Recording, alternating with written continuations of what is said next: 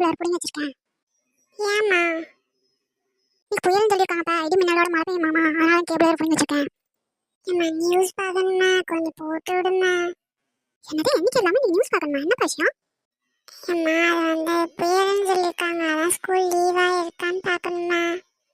ஓஹோ, படிக்கிறதுக்கு ஒன்றுனாலும் இதுக்கு மட்டும் நான் குறைச்சிடல போல. கரண்ட் எடுத்து 2 சாத்தத்துக்கு முன்னாடி ஓடி போயிருங்க இருந்து. ப்ளீஸ்மா, கரண்ட் கையில் தூக்கிறதுக்கு முன்னாடி ஓடி போயிடல.